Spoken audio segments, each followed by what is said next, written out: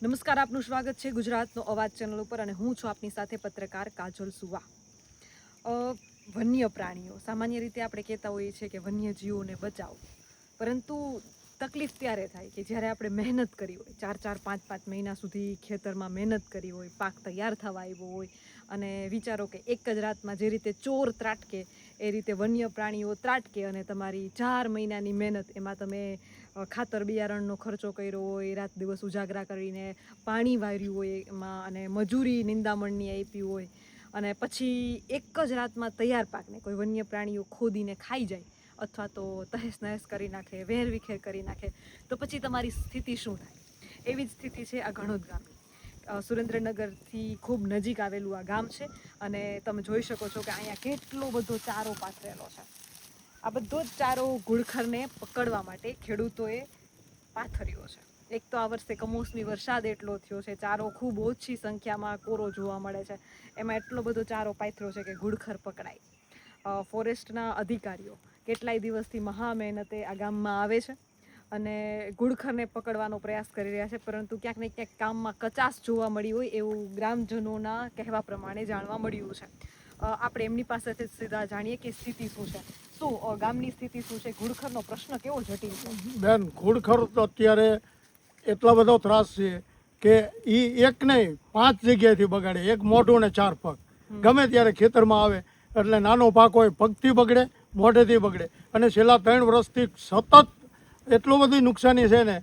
અમે 3 વર્ષથી લડત આપી છીએ. અત્યારે ફોરેસ્ટવાળાએ અમારી લડત સાંભળી અને આવ્યા છે, પણ ફોરેસ્ટવાળાને આ આરક્ષણ જગ્યા છે ત્યાં રાખવાની જવાબદારી એમની છે. એ ત્યાંથી ઘુડખર અહીંયા આવી અને અમને નુકસાન લગાડે છે. તો અમારા સરકારને એમ કહેવું છે કે ભાઈ તમારાથી ઘુડખર ન જતા હોય તો તમે અમને લખીને આપો કે ભાઈ અમારું નુકસાન થાય, તમારા ફોરેસ્ટવાળા આવી અને પંચનામું કરી અને અમને વળતર આપે તો અમારે ભલે ખાતા લો હાલો. પણ આ એકે બાજુ આપવું નથી, અમારે કાયમ નુકસાન ભોગવવાનું. અમે દિવસે કામ કરવી, રાતે ઘુડખર ધોવા આવી તો પછી અમારા છોકરાને ભણવાના બંધ કરાવી અને અમારે ટોવા માટે લાવવા પડશે.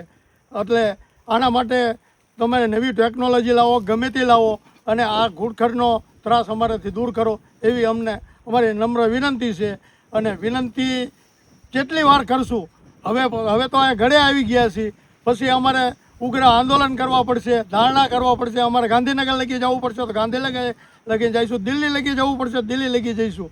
પણ હવે આ ત્રાસથી તો અમને છુટકારો આપો, નકર અમારા છોકરાના રોટલા ભરાય એવું છે. એટલે કાકા, મુશ્કેલી શું પડે છે? કે મુશ્કેલીમાં અમારો પાક વાયો હોય, અમે બધું રેડી કરીને આવ્યા હોય અને જો એક દિવસ ટોવામાં અમે ન આવી તો અમારો પાક નિષ્ફળ જાય. ગઈ સાલ જ તે અહીંયા ભાઈ એક ચણાનો પાક પૂરો થઈ ગયો હતો, એને તાવ આવ્યો, એક દી નો આવ્યો, બીજા દી સવારે અહીંયા આવ્યા હતા, ખેતરમાં કાંઈ નહોતું. બિચારા એક તો વ્યાજવા પૈસા લાવી અને ગરીબ પોઝિશન હતી, વ્યાજવા પૈસા લાવી અને એને પાક ઊભો કર્યો હતો અને આખું કુટુંબ રોતું હતું. એ વિડીયો અમે મોકલા હતા અને મીડિયામાં હોત એ વિડીયો ગયા હતા. પણ હવે જો એવું જ કરે તો હવે એક 25 વીઘાનો ખેતર હોય એમાંથી 15 વીઘાનો પાક એનો ફેલ જાય તો એ શું કરે? એના મજૂરીના પૈસા જાય, એના પોતાનો ઇન્વેસ્ટ કર્યું હોય એ પૈસા જાય અને રોટલા ખાવાનું તો પાછું બાકી જ રહે. એટલે આ અમારા પેટમાં માટે છે, અમારા છોકરાના ભવિષ્ય માટે છે. તો આના માટે સરકાર સારી રીતે ધ્યાન આપી અને અમારો આ પ્રશ્ન સોલ્વ કરે. બીજું કે તમે ઝટકા કે રાખો તો એનાથી કોઈ ફાયદો ના, ઝટકામાં આ બધા પ્રાણીઓ એવા છે કે એક પ્રાણી ભટકે અને ઝટકો તોડી નાખે, પછી કોઈ મિનિંગ નથી. મોટી 10-10 ફૂટની લાઈનો હોય તો એને ઠેકીને જતા રહેશે, તો ઝટકા બટકાનો તો કોઈ મતલબ જ નથી રહેતો. તોય ટોવા તો જવું જ પડે. ઉલટાના અમે તાર ફેન્સિંગ કરી અને અંદર કરી જાય એટલે ઉલટાને એને કાઢવા માટે અમારે તાર ફેન્સિંગ ખોલી અને કાઢવા પડે ને કે વધારાનું નુકસાન થાય છે. બીજી વસ્તુ કે રાત્રે તમે એનું ધ્યાન રાખવા માટે આવતા હશો ખેતરોનું, તો તમને કોઈ જાનહાની નુકસાની ખરી? જાનહાનીનું નુકસાન એને પણ એમને સાચવવા, અમારે ઉજાગરા કરવા, રાત દિવસે કામ કરવું એટલે અમારા હેલ્થમાં પ્રોબ્લેમ થાય. અને તોય પાછું એક જ દિવસ અમે ચૂકવી તો અમારું હતું અહીંયા બધું બગડીને પૂરું થઈ જાય, અમારો પાક ફેલ થઈ જાય. આખરે કેટલા વર્ષથી હેરાન છો? આ છેલ્લા 3 વર્ષથી ફૂલ. અંદાજિત કેટલા ઘુડખર છે? અંદાજે 300 થી ઉપર ઘુડખર છે. અને કેટલા ગામનો આ પ્રશ્ન છે? આ ફરતા 7-8 ગામનો પ્રશ્ન છે, એમાં અમારા ગામમાં વિશેષ. તો પછી બીજા ગામના તમે કોઈ પાસે રજૂઆત કરી? હા, બીજા અમે રજૂઆત કરી. ગઈ સાલ અમે કલેક્ટર સાહેબને આવેદન આપ્યું અને પછી 7-8 ગામના ભેગા થઈને અમે પહેલાં રાત્રિ સભાઓ કરી, પછી જઈને કલેક્ટર સાહેબને આવેદન આપ્યું. કલેક્ટર સાહેબે એક્શન લેવડાવી, પણ આ એક્શન લઈને અમે 1 મહિનાથી આ મતવી છીએ, રાત દિવસ મતવી છીએ. તો પણ એક્શન લેવાનું છે, આ પિંજરા ગોઠવાના છે, ફોરેસ્ટના અધિકારીઓ તમે કહો છો આવે છે, તો તકલીફ શું પડે છે? તકલીફમાં એ ઘુડખર અહીંયા લગી આવી જાય છે, અહીંયાથી ભાગી જાય છે, અને એ જનાવર વાંય અમે કેટલુંક દોડી શકીએ. અમારા છોકરાઓ રાત દિવસ 3-4 દિવસ તો કન્ટિન્યુ રાત દિવસ 5 જ્યાં તો 25 બીજા આવ્યા. અમે 100 જણા અમે હતા, પણ તોય આ નથી આવતા. એટલે એના માટે કોઈ આધુનિક ટેકનિક લાવી અને પકડે તો જ મેળ આવશે, ને માનવ બળથી તો નહીં જ શકીએ. હવે કોઈ બીજું આવશે? કોઈ બોલવા વાળું? આવી જાઓ.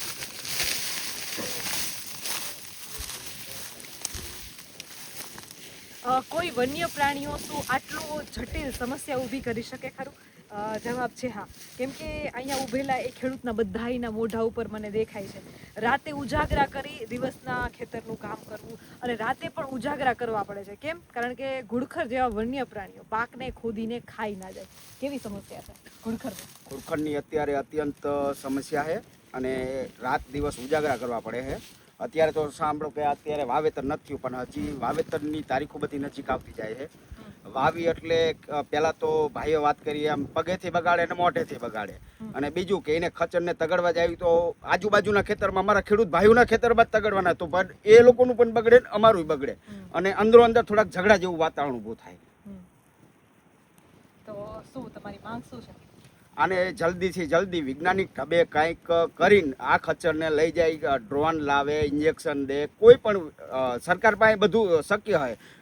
ધારો કે જુનાગઢ જિલ્લામાં અમે ન્યૂઝમાં સાંભળતા હોઈએ છીએ કે દીપડો ખુખાર બન્યો, તો એને 3-4 દિવસમાં વૈજ્ઞાનિક ઢબે પકડી જ લે છે અને કરે જ છે. તો આ તો ચિત્તા કરતાં પણ હાવ નોર્મલ પ્રાણી છે, આને તો ગમે એ રીતે એ પકડી શકે.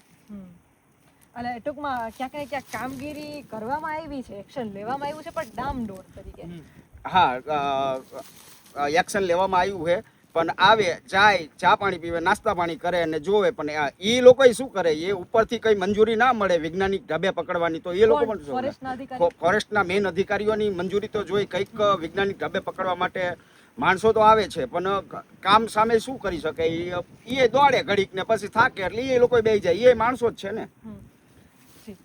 સુરેન્દ્રનગર જિલ્લાના આ ગામના ખેડૂતોનું કહેવું એવું છે કે વૈજ્ઞાનિક ઢબે કોઈ સરખી કાર્યવાહી કરવામાં આવે અને આ ઘુડખર જે એમને ખૂબ નુકસાન પહોંચાડી રહ્યા છે, એ ઘુડખરને વહેલીથી વહેલી તકે પકડવામાં આવે. કારણ કે આપ સૌ જાણો છો કે ઉનાળો પૂરો થવા આવ્યો છે, ટૂંક જ સમયમાં ચોમાસું જે છે બેસી જશે, સારો એવો વરસાદ થશે, ને ફરીથી મગફળી કે કપાસ કે જે કંઈ પાકનું વાવેતર થશે, તો ફરીથી જો ઘુડખરનો પ્રશ્ન આ ને આ રહેશે, તો ફરીથી ખેડૂતોને આવતા ચોમાસું પાકમાં પણ ભારે મુશ્કેલીનો સામનો કરવો પડી શકે એમ છે. તો પ્રશાસન વહેલીથી વહેલી તકે યોગ્ય પગલાં લે એવું ગ્રામજનોનું અને મારી અપીલ છે. આપ જોતા રહો ગુજરાતનો અવાજ.